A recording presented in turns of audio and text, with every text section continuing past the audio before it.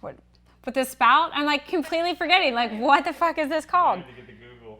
Oh my God.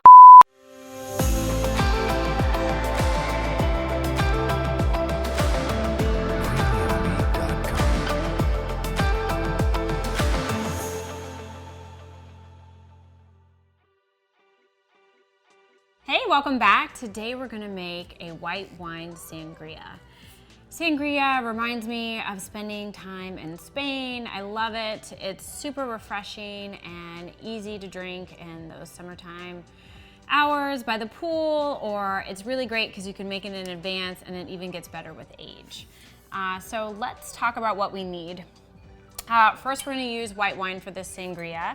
And this is a Sauvignon Blanc. So you want a dry white wine like Sauv Blanc or Pinot Grigio, probably leaving out those super sweet Rieslings or those oaky buttery Chardonnays. Those just aren't the best for sangria.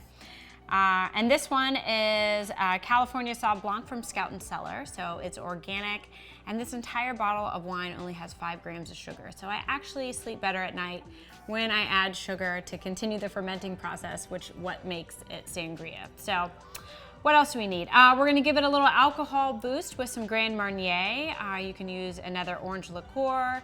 I've even seen some rosé sangrias that have used elderflower liqueur, which is kind of nice and different. We're gonna have some fruit. Today I'm gonna use oranges, limes, and strawberries, just because I think they look really beautiful. The citrus is nice. It's gonna have a burst of flavor, and some cane sugar. All right, so I'm using my big kind of heavy duty, what is this? What is this thing called? I don't know. I'm gonna use this really nice glass bowl that was gifted to me by a friend, and it has a handy dandy spout, which is nice for serving your sangria. So you don't have to worry about the fruit coming out. So we're gonna put the bottle of wine, and again, this recipe is like really easily doubled if you're having a big group or a crowd. And it's nice, like you can do it ahead of time so you can focus on more important things on the day of your party and recycle your wine bottles, obviously. All right, then we're gonna add 2/3 cup of cane sugar. After I just did a big long video of trying to get refined sugars out of your life, I made them both in margaritas and sangrias, but to life. All right, 2/3 cup. That's gonna help to continue to break down the fruit and add to the alcohol content of sangria. I've got 2 ounces of Grand Marnier that I'm gonna add. And so from here, this would be all that I would add, plus the fruit. So I want this to kind of, before I add the fruit in, and it tends to be kind of crowded in there, I'm just gonna let some of this sugar dissolve, give it some stirs, and then we're gonna add that nice sliced fruit, which gives it that big, beautiful presentation that sangria is known for. Now, this seems like a super huge vessel to have this one bottle of wine. I am adding club soda, but I think I need to either have more alcohol or more friends. So I'm not sure which one to fill this whole vessel. All right, so continuing to allow that sugar to dissolve, let's start to add some fruit. So 3 oranges are gonna go in. And what's nice, you're just gonna make nice thin slices. I think people in jail make alcohol by cutting fruit and like sugar and fermenting it in their jail cell. I don't know, I heard that somewhere.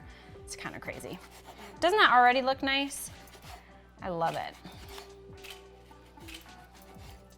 Vegetable knife, gotta get yourself one.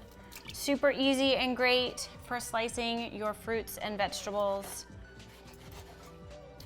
So once I would get all this fruit in, I would put this in the refrigerator and let it sit overnight. And so really let those flavors sink in. I'm just gonna add 1 whole lime. I'm actually gonna cut that, give it a little squeeze in there. And I think the strawberries are a really nice add. I don't know if you could put like watermelon. I think I've seen all kinds of fruit added into sangria, but I like the addition of strawberries. So these are hulled, and there's none of the tops. I'm just gonna slice, oh, hey, about 1 cup of strawberries.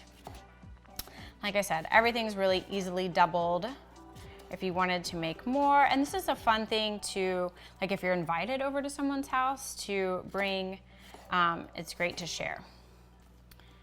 All right. that seems about a cup. We'll save a few strawberries for garnish. We'll give it a little stir.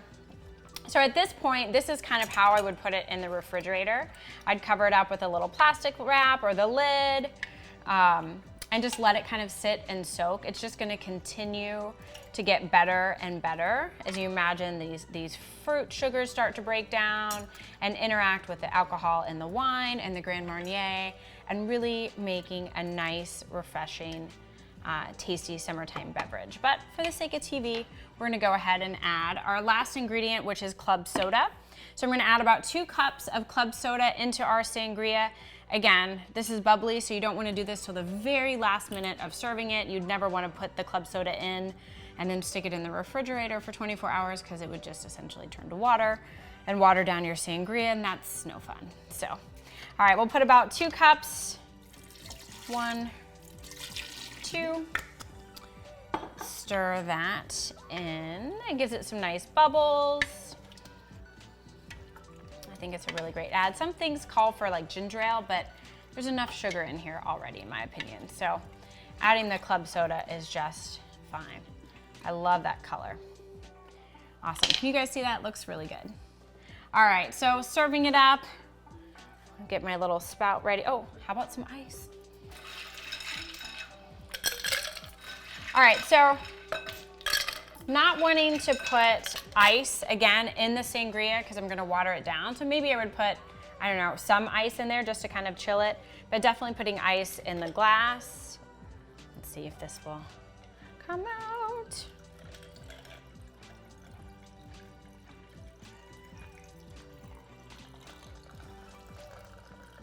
It's a good sound. All right, a nice full glass, close up that stopper. I think it's really pretty. You can garnish it with a strawberry right on the side. Of course, paper straws, because no one uses plastic straws anymore. Maybe even a mint leaf would be nice, right? Cheers. Here's the sangria.